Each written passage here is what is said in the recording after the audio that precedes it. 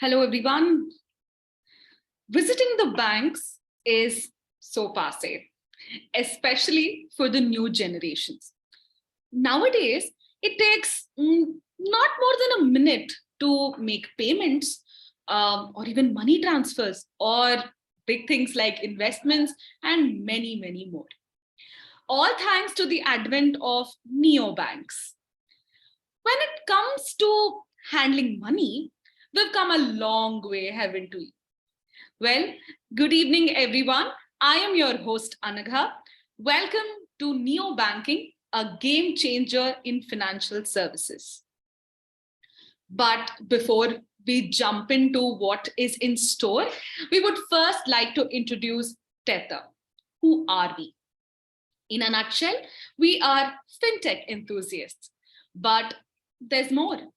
Tether was conceived by like-minded individuals with backgrounds in the financial services ecosystem. In addition to being a converging point for all things fintech, Tether is a space to ask, to learn, and to grow. The community also functions as an open forum where participants can reach out to industry experts, know about products, latest industry news, and get more insights. Well, join the community. Whether you're a fintech startup looking for investments or a fintech enthusiast wanting to keep up with the latest in fintech, Tether is the place to be. Presenting to all of you a sneak peek of Tether through a video. Here you go. The strength of the wolf is the strength of the pack. The strength of the pack is the strength of the wolf. Since our founding, M2P has wanted to give back to the community we grew from, which led to the birth of Tether. Tether is a community for like-minded people from across the globe. This includes startup founders, fintech professionals, students, and enthusiasts. Tether, with thousands of members like you, will act as a catalyst in the growth of the fintech industry. Tether also acts as an open forum where participants can reach out to industry experts, learn, and grow.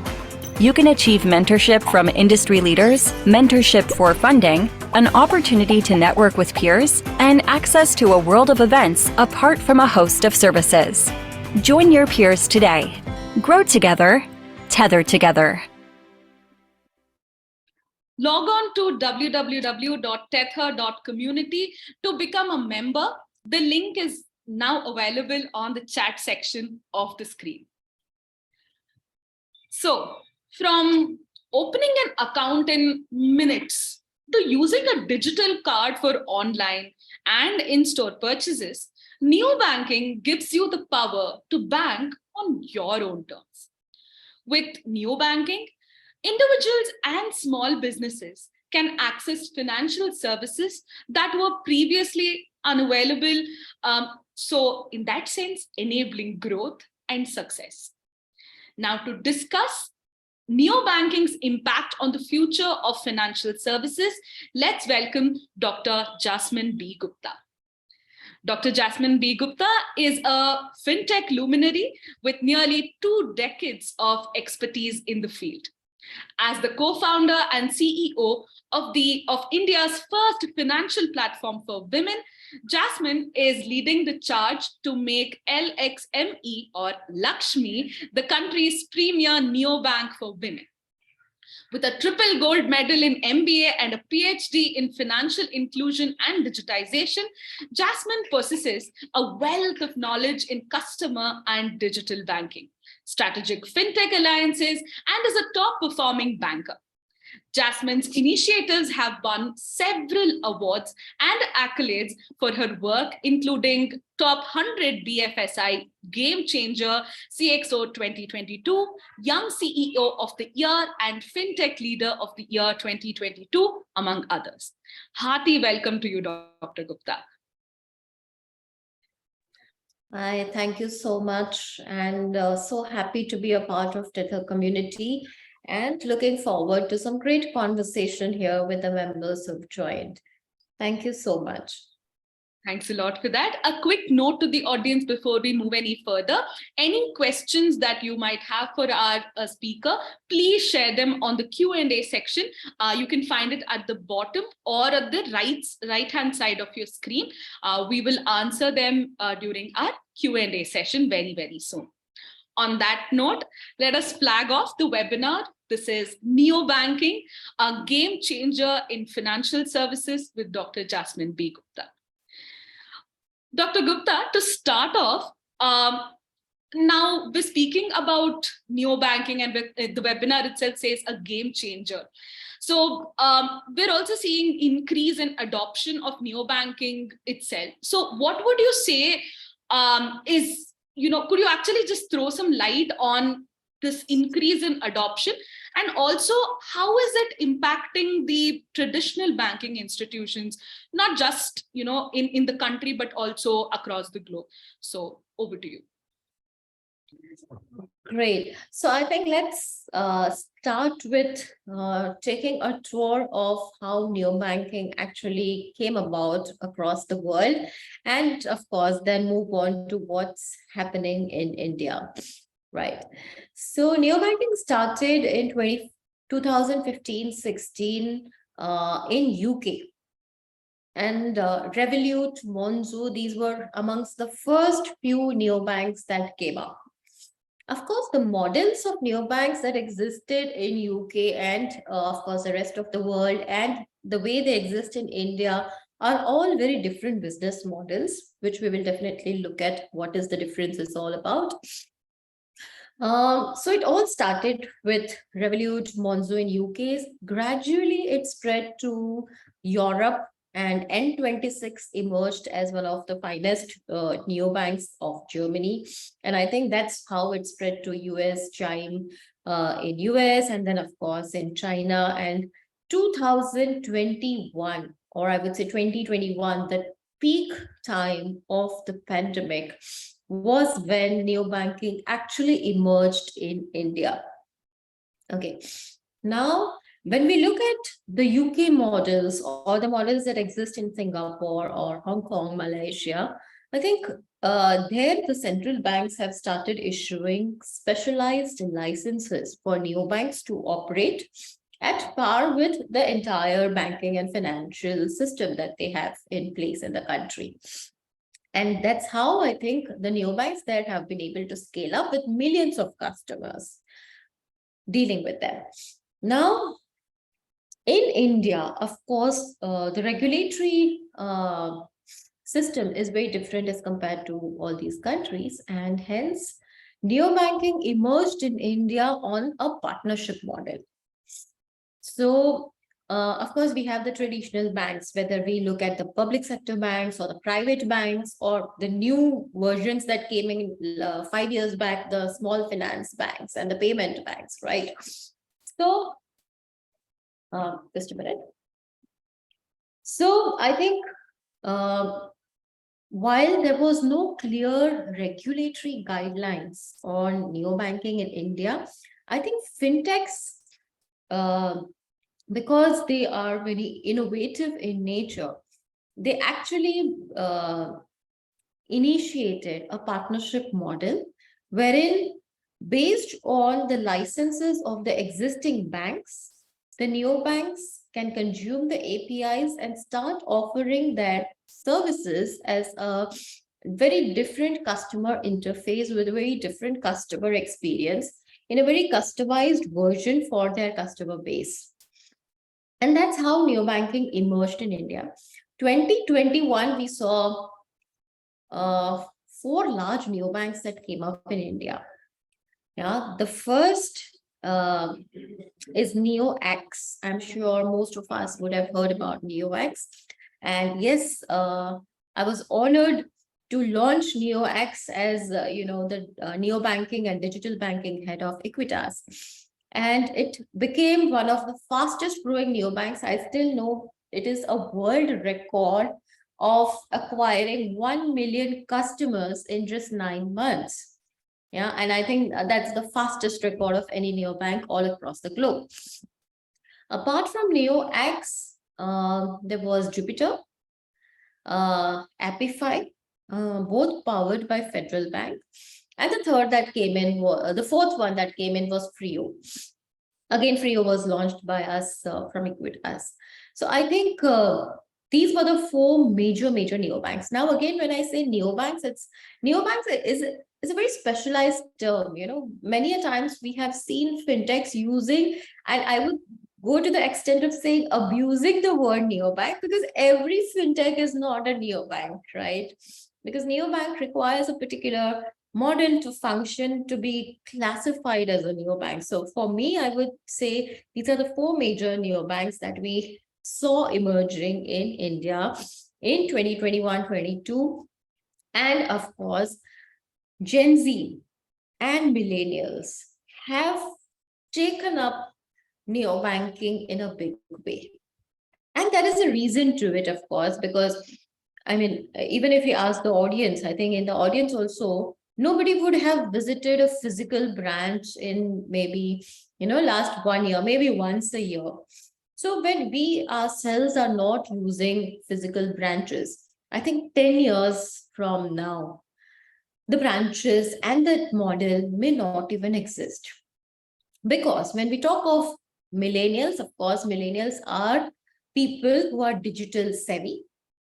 And when we talk of Gen Z, they are digital natives, right? And we don't even have to train them how to use neobanking, right? It just comes naturally to them. So I think going forward, the next 5 to 10 years is going to be very, I would say, very optimistic for the fintech sector, because there are ample opportunities to become neobanks, to become digital banks. We don't know how the regulatory space in India is going to come out and play out. But even if there are no separate digital licenses the way it is in UK and elsewhere, I think there is ample opportunity for fintechs to even partner with the incumbent banks and still offer a digital banking experience which is unique and very different, right? So I think with this, we set the context, and of course, we can take the discussion forward. Thank you. Thank you so much for going back and giving those small bits of context about when did it start and what, according to you, are considered neobanks as well. I think that's a great way to start off. I believe one of the things that you mentioned, Dr. Gupta, is about reaching to people, be it the millennials, Gen Zs. I'm looking at the term accessible right now. So here's something that I want to understand: how do you think neobanking is actually making banking services accessible? And is it making it accessible for the underbanked and the unbanked population also? So that is something that I wanted to understand. So a very unique feature about neobanking that I've observed is that, while most of the traditional banks are, focused on doing everything for everybody. Like, for example, they will have a senior citizen account, they will have a women's account, they will have an alpha account, they will have, all, they will have current accounts, they will have everything, because as a bank, they need to cater to the largest section and the segment of the population, right? So it's a paintbrush approach wherein you're painting, everything that's possible for you so as to get banking services and banking products accessible to all. Now, when it comes to neobanking, I think the differentiating factor is that neobanks are focused on some very niche segments where traditional banks have not been able to make an impact. Or maybe they have tried to make an impact and they have tried to reach there, but because it's a paintbrush approach where they want to touch everybody and cover everyone, the specific needs of their target segment remains unaddressed. And of course, they don't have the bandwidth to go deeper into a segment. Like, for example, take a segment like a factory worker. A factory worker's financial needs are going to be very different from financial needs of a fisherman or a farmer or a gig worker or a small merchant. right? So because the financial needs are very different, and because it's not possible for the larger players in the market to go deeper to understand and customize their offerings to meet the needs of these segments, I think neobanking bridges that gap. Yeah, and most of the neobanks that we have seen are addressing certain specific financial problems specific to a particular target segment. For example, Lakshmi. Yeah, we write it as LXME, but it's pronounced Lakshmi, and it's a very Gen Z way of writing Lakshmi, as people say. So, Lakshmi is all about building India's first neobank for women. Now, women as a target segment, if we want to talk about, there are all the banks offering women specific products. There is a Silk account, there is an EVA account, there is a Mahila Mitra account, some other name, right? Still, women are financially excluded to a very large extent, right? And even if we look at the World Bank's global fintech data, yeah, which actually is measuring financial inclusion in the country and all across the world, we've always found that women are 10 to 15% less financially included than men, right? And whether it is tier 1 city or a tier 4 city, the story is the same, right? Now, because Lakshmi has the capability of going deeper into the segment, because Lakshmi has a community of women, it can actually offer community banking benefits that a traditional bank cannot offer, right? And hence, neobanking for women becomes very interesting and attractive for the segment as a whole. Because here, whatever is offered to them is keeping in mind their specific needs. And women as a target segment is very, very different. Very, very different. Now, let me tell you a use case. For example, when NeoX was launched, or for example, any neobank for that matter, the latest digital marketing tools that are being used, we've realized that most of the search that happens on online savings account or digital accounts are done by men and not women. Women are not even searching, right? So they are passive customers. They are not active customers who are looking out for something, right? Now, meeting the needs of these customers, how we meet it, how do we customize it, how do we make it very different for them and something which is beneficial for them, is something that neobanks can definitely do and add value to. Now, this is just one use case. I think there are multiple use cases, even MSMEs, for examples. Yeah, the largest body of MSMEs, some 60-70 million MSMEs, do not necessarily have access to credit because they don't have the right documents, right? And hence, if bigger financial institutions may not be interested in them just because they don't fit into their criteria. Now, that does not mean that they don't need money. They definitely need money and they go out elsewhere and at very high interest rates and not so great terms and conditions. They definitely take money to run their business. Now, a neobank solving for this customer category, bringing in alternate credit models that can actually help create solutions to address this particular need of a huge target segment, I think neobanks have a golden opportunity here. So likewise, as I mentioned, there are a lot of such target segments where neobanks can make a difference. And we are seeing a difference. Like, for example, a NeoX is focused on millennials, a Lakshmi is focused on women.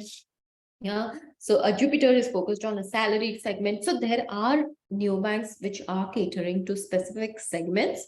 And I think there is enough scope for more neobanking players because the target segments are endless. Yeah.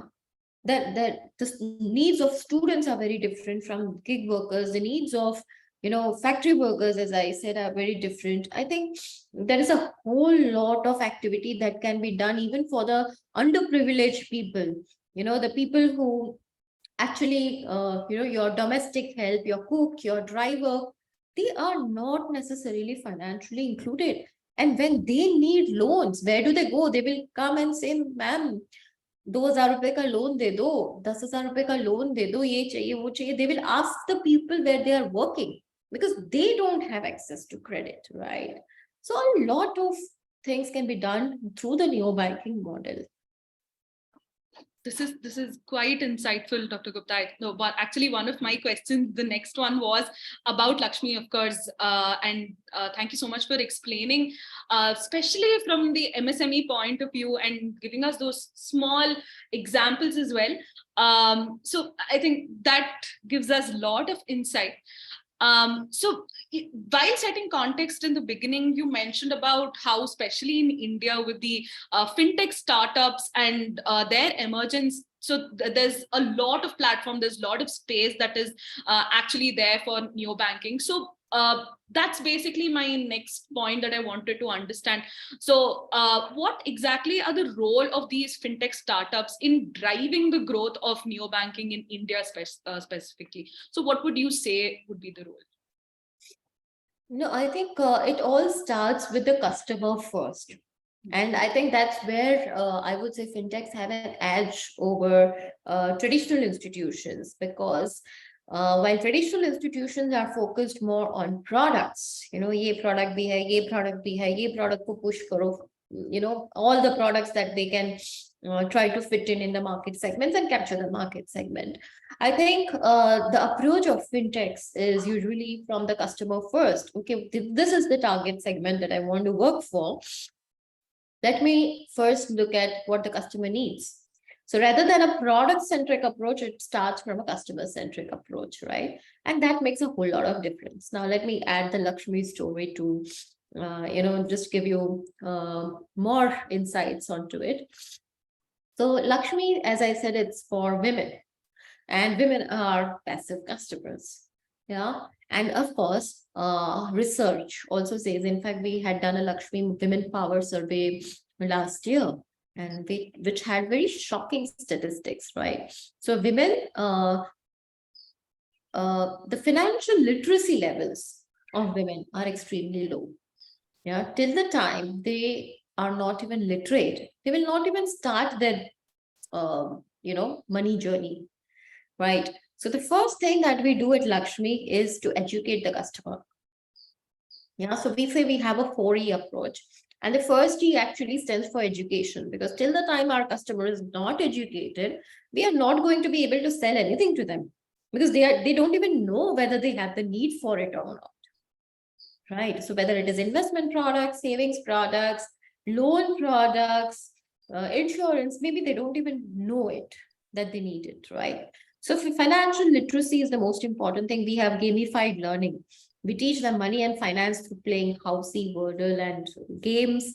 And of course, we have financial fitness boot camps, everything that happens on the app, on the community, right?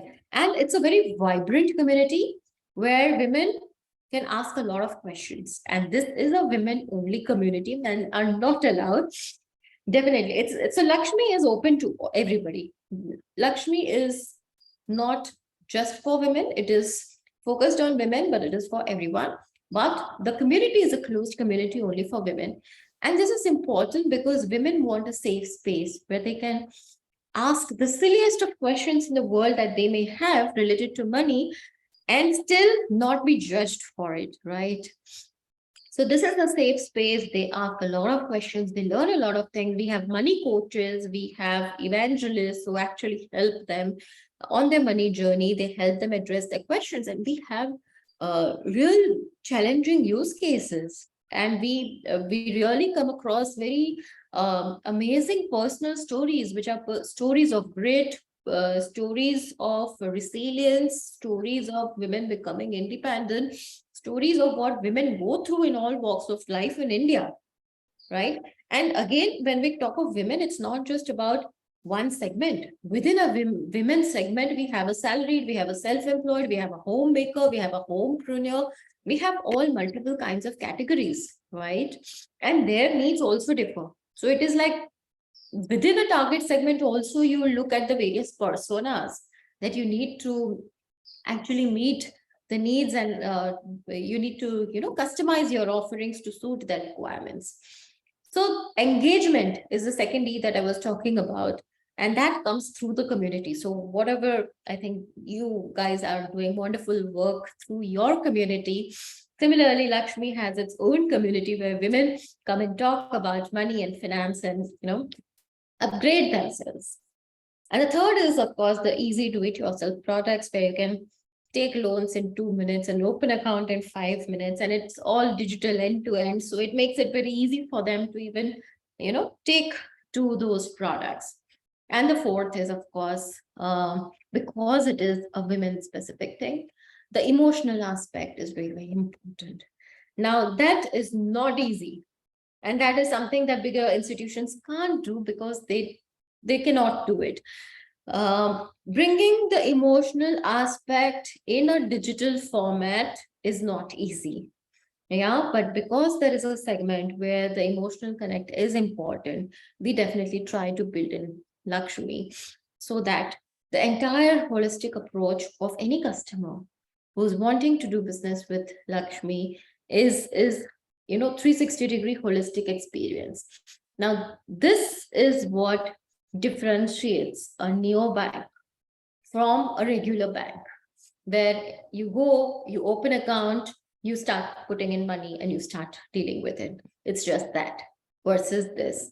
Yeah, so there is a big difference in the way the fintechs approach the problem through a customer first approach, and the traditional banks approach through the product centric approach. Completely resonate with the community part for sure, Doctor, where you mentioned about, we'd want to ask quite a few silly questions without being judged. Totally resonate on that front. And something that did that is staying with me is the last E that you mentioned about the emotion, where it is definitely difficult for bigger institutions. That's where neobanking can make a mark. And throughout, when you were explaining us about Lakshmi, something that you kept going back to was everything is on the app. It's very easy, like 2 minutes to open an account, 5 minutes to take a loan. So there's hell a lot of technology that is involved here. So that is something that I'd want to double click on, where, what would you say is the use of technology such as artificial intelligence, machine learning, and so all of these aspects that is sort of, that are part of neobanking, and how is it enhancing the customer experience? Yeah, I think that's a very important part of what neobanking and most of the neobanks offer. The reason is when customer comes on the app to do business with you, and they interact with you across various touch points, across various products, across various aspects of your app, and of course there is an element of gamification, right, wherein it is made in such a way that the customer feels like coming back to you, feels like coming and playing on your app, so that there is learning on one side, and of course there are points that you earn which you can use on the platform. So that entire gamified banking experience, as I would put it, makes it very interesting for the customer. And when the customer interacts with you across all of these data points, there are a lot of data points that can be used to make the best of the recommendations to the customers using AI, and offer the customer in such a way that it ultimately benefits the customer, right? So I think, for example, now, again, it's just a use case discussion, okay? Everybody gives loans to salaried people, self-employed people, because the documents are available, bureau is available, bank documents, everything is available, right? So it's so easy to give loans to them. Now, just imagine a use case where you are supposed to give loan to a homemaker, where she is not going, she's there on the community, she's doing banking with you, but of course, can you lend her? Will she have the necessary documents? Or do you want to lend her on her husband's documents or her father's documents? She wants to start a business of her own. Maybe she wants a loan of 50,000, 1 lakh to start her own business, but where should she go? So, is there a way that AI can be used to offer loans to her based on all the activities that she has done on the community, all the data points that she has left behind on the community, to work out an alternate scoring model which can actually help her get a loan from Lakshmi? I mean, it's just one example. I think it can be said for a lot of use cases, right? But I think that's where AI, ML, everything, the latest of the technologies are very important for offering that personalized experience to the customer for that bigger financial inclusion objective, right? Because again, if we take a case of a sole proprietor who's having a small shop, no documents, nothing, even if you go and visit there, ek table hai, ek chair hai, thode se products hai, I mean, how do you give them loan? There are no documents. But yes, there are ways in which fintechs have cracked this, where they know how to create alternate data points and ultimately give them offers which actually benefit the customer. So I think, and more, I think with chat GPT, with chatbots, and with metaverse, I don't know, the experience is going to be only getting better and better and better for the customer, right? Now, I can only imagine a situation, I don't know, maybe 10 years down the line, the entire community, whether it's a Lakshmi community or a Tether community on metaverse, and we may be doing much more than what we are doing now. And that experience can be fantastic, right? We may not be just looking like what we are looking on the camera right now. Maybe we all in the community, in the session, maybe it could be all sitting together and enjoying a discussion. So yeah, the possibilities are immense, and it's all about continuously keeping up with the technological developments happening and trying to create newer use cases, right? Makes sense. So sky's the limit is what you're telling. Because one of the things that you mentioned about there has to be right papers, but nowadays the fintechs have sort of cracked the code of finding alternate data points. But still, some of the thoughts that come in when we're speaking about, especially when we're moving from a traditional banking system to something new, of course. One thing that comes to mind is security, right? So, so I want to understand what would be some of the security and fraud prevention measures which are maybe already implemented, or what can be implemented by neobanking startups in India. To be honest, some of our live audience have already asked us about what about security, what about fraud prevention. So yeah. So for any neobank to even get into starting a business which involves money, finance, banking, right? They have to comply with a lot of security standards, whether it is PCI DSS or any other InfoSec security measures that are required now, not just by the banks, but even by RBI.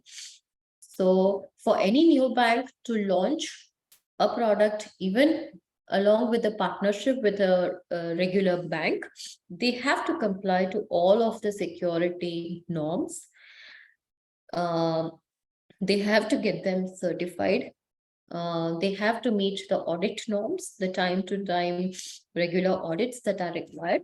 And that is not an option. I mean, it's mandatory for you to get out and do business. Otherwise, you can't launch your products. Otherwise, you can't do your business. So that's the regulatory requirement, I would put it. Over and above that as well, it's not that even after you've met the regulatory requirements, when you will go out and source customers, it's not 100. You can't be 100% sure that there will be no frauds, because frauds are something that fraudsters are very, very good at gamifying the system, finding the loopholes. So even if your system is robust, there is a high possibility that someone will game it and you will have customers coming in, especially if you're going for the mass customer segment, you will have customers will be young, who will be not meeting your criteria, who will be coming from a perspective of the entire AML, anti-money laundering purpose, right? Sorry, money laundering purpose. So how do you prevent that? And I think that's where, again, fintechs have come out with very newer, innovative solutions to ensure that the right target customer, the customer that you want, actually enters your system, right? And again, how does it work? Now, again, I'm just giving you one example, and there can be multiple such innovations and use cases. So one such example is to filter out the customer basis their digital footprint. And there is a scoring mechanism that is built. If the score of the customer falls within that acceptable limit, the customer is allowed to actually enter your app and open the account. Otherwise, the customer is not even allowed. See, RBI and even the banks will mandate you to restrict certain PIN codes where, certain negative areas, you can't go and open digital accounts in those areas because they are negative PIN codes, right? And those are high risk areas. So of course you need to avoid. But within that also, now how does that scoring work? Okay, now again, an example. There is a fraudster who has just taken a new mobile number or just made an email ID just for the purpose of opening account. It can be like abcd@123, whatever. It can be just any kind of abcd, and you can immediately know that this is not the right email ID that any normal human being would have. So like, for example, I will have an email ID called jasminbgupta@gmail.com or something like that, right? And my Gmail ID may be 16 years old. Yeah, but this device actually measures, okay, what is the email ID? What are the characters in the email ID? What is this phone number? What is the tenure? When this number has gone live? How old is this email ID? Okay, this person who's trying to open an account, is Jasmin Gupta on Twitter? Is she on Skype? Is she on LinkedIn? It takes into consideration the entire digital footprint of the customer so that you can immediately know, acha, ye to kal hi khula hai. This is a newly generated email ID of yesterday. That is a trigger sign. So the score changes, right? And based on the scoring, now, no bank has mandated you to do this. But of course, these are fintech solutions that actually help you filter the fraudsters at the time of they getting onto your app, so that you get the right customer in.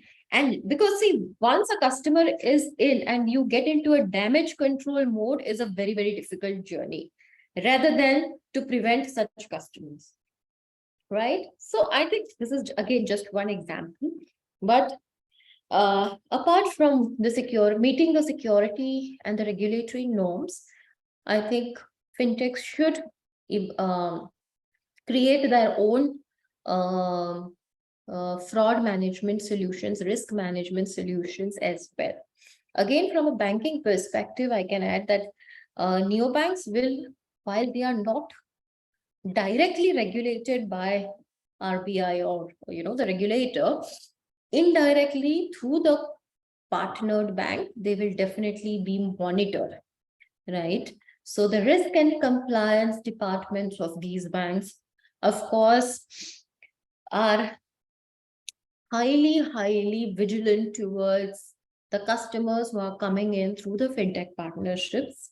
And I would say, because they have also seen how different the customer base is, the way the customers enter, because it is digital and because you are not meeting the customer face to face, there is a possibility, and there is a whole lot of huge possibility of things going wrong. And hence, I think the fintechs and neobanks, aspiring neobanks need to be aware that Yeah, and be ready for all of these regular audits as they move on.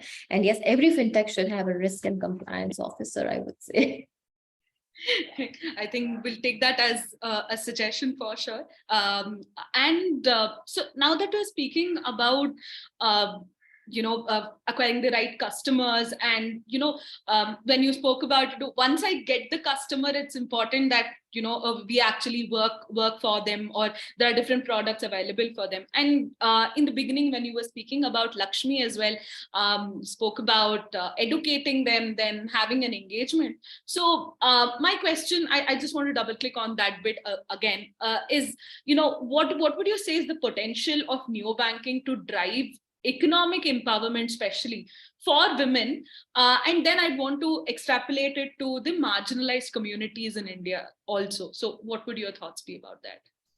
No, I think it's a great platform if you want to talk about women, because neobanking bring in that customized approach. It just helps women become financially fearless, I would say, financially fit, because when they know it, they actually become fit and financially independent. And even on the community, there is a huge scope for women, not just to even for creating new employment opportunities, wherein since we have a huge community, there are ample opportunities for women to start their own businesses. And what we have realized over a period of time is there are women who have, even if they are homemakers, and they are, of course, very busy homemakers, they still have 3 or 4 hours during the day where they would want to contribute to the economic development of the country. They want to fruitfully utilize and productively utilize their time, start their own business, do something that can actually, enhance their identity as well. Right. So I think these communities, these platforms, by their customized offerings, make it easy for women to, take loans, start businesses, get a mentorship, get learning, and of course, be financially independent. So I think from a financial inclusion point, yes, the impact that we want to bring about. So for example, if you ask me, Lakshmi wants to impact 20 million women in next 3 to 5 years through its platform. And I think there's still a huge scope and opportunity, and more, I mean, it's a huge country. Yeah, so that's one. And apart from women as well, I think there is a marginalized segment that we just talked about, where they still, even if they are living in tier 1 or 2 cities, they do not necessarily have the right financial access. And that's where I think, because neobanks are nimble, agile footed, and can come out with low cost solutions, I think there is ample opportunity to create solutions for them, because India as a country, we definitely need to bring all of them into the financial basket. And financial inclusion, as I always say, I've done my PhD on financial inclusion, and I always say that financial inclusion is not just about opening a bank account. But a Jan Dhan account hold diya does not mean you are financially included. While it will reflect on the World Bank's data, okay, 80% people are financially included. But are those people actually financially included in the right letter and spirit? Is the question. Do they have to walk 5 kilometers to even make a deposit or make a withdrawal? Then they are not financially included. If the access is far off, they are not financially included. If the usage is not there, even if account खोल के रख दिया है, but then there is no use. And if even you look at the data, 70% of the accounts that got opened during Jan Dhan are lying dormant. Dormant means they are not using the account of your खोलने का, that you are not financially included because you are not using. And maybe you are not using because it's not convenient for you. It is not near you. It is not in a format that you are able to use it easily, right? So I think there are a lot of gaps and there are a lot of opportunities, because gaps, of course, give a lot of opportunities to fintechs to play out in the space, create solutions, and of course, drive towards higher digital financial inclusion, because we need it as a country. Makes sense. I think the difference between knowing how to sign and learning from a book is basically that was quite insightful, Dr. Gupta. Just I'd want to end this discussion with one more such segment where we spoke majorly about the MSMEs in the beginning. So my question is, what the same potential, what do you think is the potential of these neobanking to support small businesses and entrepreneurs in India? So moving from women and marginalized communities to small business and entrepreneurs is what I'd want to know. No, I think great opportunities. So while the neobanks examples that got launched in 21, I think 4 major neobanks, they are all on the consumer space, right? Because there was never a current account digital journey which was ready, right? But now these journeys are emerging, wherein end-to-end current accounts for entrepreneurs, for small business owners is now possible. Yeah, and the revolution that we have seen in the consumer space, I see it playing out in the entire merchant banking and the business space as well now, because of this space also becoming digital. So whether it is about lending or whether it is about opening a current account, I think what we've seen the success and the use cases of consumer side. Now it is time for us to see the successes on the merchant side, and a lot of super apps coming out exclusively for merchants, where they make the entire merchant experience a one-stop shop. See, smaller entrepreneurs, for example, they struggle with day-to-day management of their stores as well, right? They don't have the best accounting learning or the facilities. They don't have bookkeeping, they don't have vendor management, and these terms, they just do it the way they know it, right?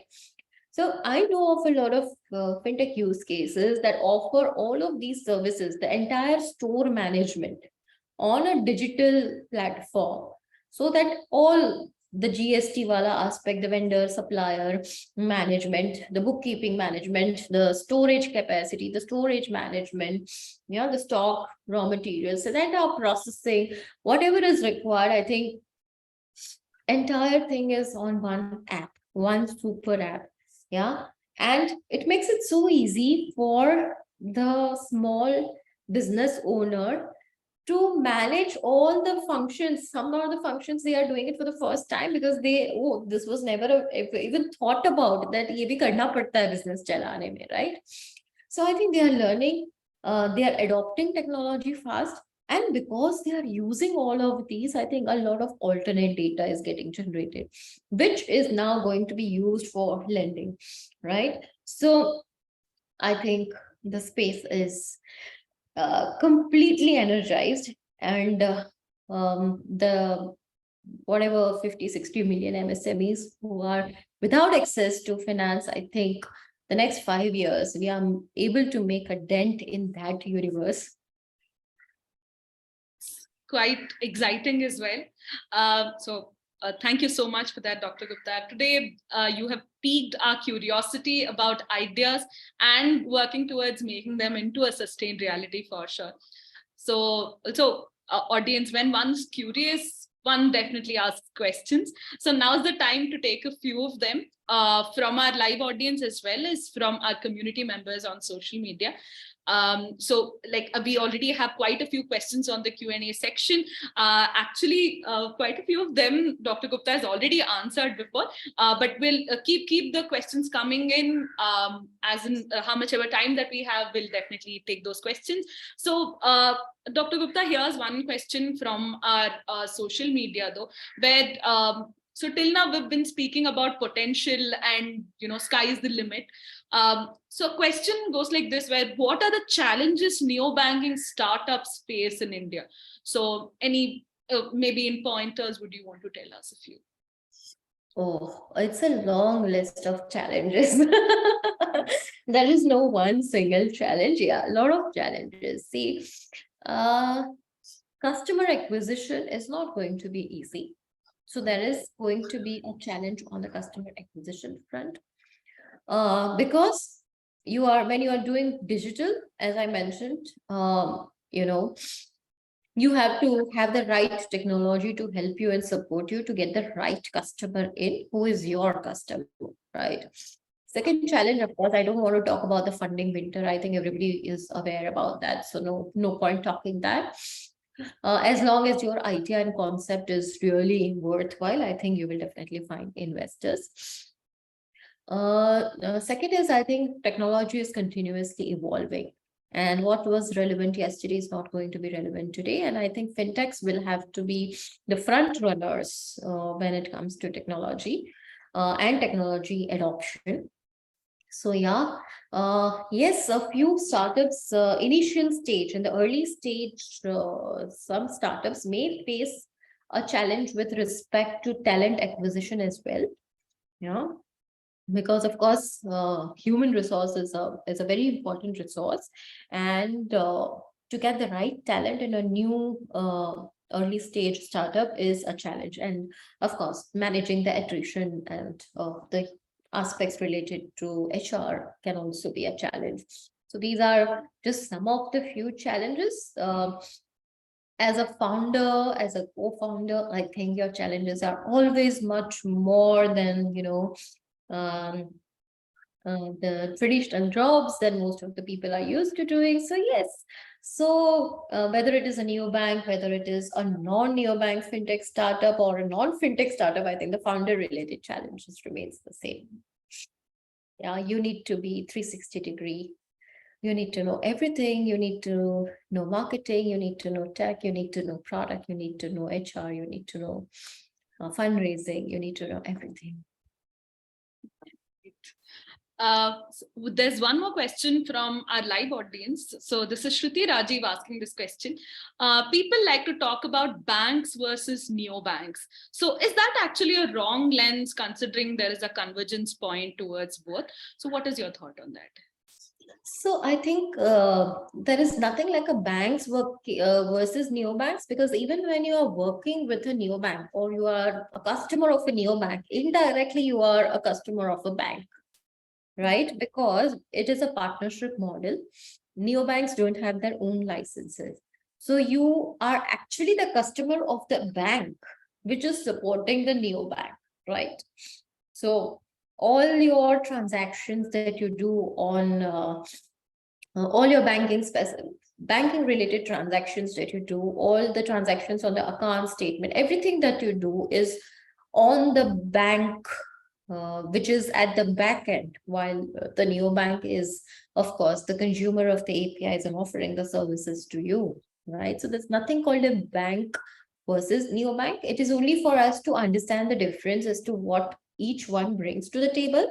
Ultimately, neobanks cannot survive without banks. And then I think I can add the challenge that neobanks can face, because right now, I think because a lot of fintechs want to become neobanks, the banking partnerships are also not going to be easy for the neobanks as we move forward, because there's a whole lot of queue for some of the banks. So there are some banks which are very fintech friendly. There are some banks which are yet to get started on their fintech journey. So there are different stages. And of course, there is a huge demand, and finding the right banking partner is a challenge. Makes sense. Thank you for that. Here's one more question. We spoke about digital natives and digital adapters that now which are millennials though. So are millennials to drive accelerated growth for neobanks in India? Is this question from our social media community? Absolutely.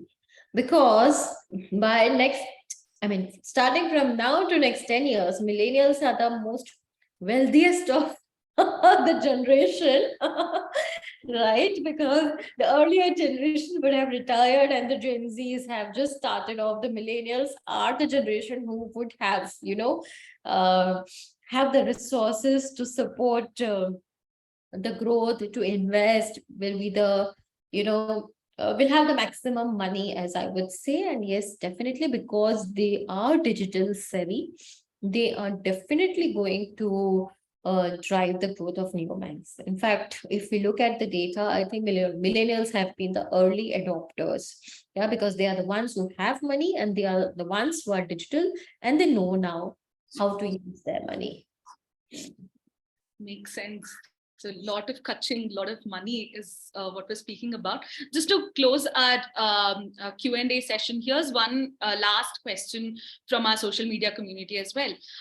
So how does neobanking impact the Indian workforce especially? And there's a very specific question, or moving on, is including job creation and skill development opportunities. So how does neobanking impact workforce, job creation, and skill development opportunities is the question. As far as job opportunities are concerned, I think yes, because fintechs and neobanks want the best of the talent. There are ample job opportunities that have got created in this entire fintech space. So if you are a person who's very good at converting ideas into products, if you are someone who's a techie and who's always looking for newer challenges, if you are someone who's excellent at risk management and really want to work with technology and risk management, if you are someone who's a digital marketer, and want to work in a space which is crowded as well as emerging, as well as throwing new challenges day in day out, I think there are ample of opportunities, right? So as far as job opportunities and job creation is concerned, I think it is very good that people are wanting to start up. It is very good that people want to start their own businesses. That entire startup ecosystem that we see playing out in India has actually transformed the newer generation into being job creators rather than job seekers, right? And I think that is a huge change that we are seeing. So yes, there is immense scope, immense opportunity for anyone with all of these skills, and anyone who's, I think the younger generation, with the attention spans, with smaller attention spans, with, higher aspirations, with, quicker success that we all want. I think there can be no better space than fintechs to really, really, make an impact and make a difference through your work, which is the difference that you can clearly see. Yeah. There's a lot of potential. How do we make use of it is the most important question. Well, Dr. Jasmin Gupta, thank you so much. We are extremely happy for you taking the time. You're also a little bit under the weather. In spite of that, you did come here and you spoke to the Tether community today. You spoke about neobanking and like how the webinar itself is named. It's a game changer. You spoke about how it is a game changer and gave so much potential for sure. It was exciting to definitely speak to you. Thank you so much on behalf of the Tether community, M2P FinTech, and personally, thank you so much for being a part of today's seminar, Dr. Gupta. Thank you, my pleasure. And it was a very interesting conversation. Thank you so much. Thank you so much. Thank you for being such a wonderful audience as well. I hope you all enjoyed being a part of today's webinar. This is Neobanking, a game changer in financial services with Dr. Jasmin B Gupta.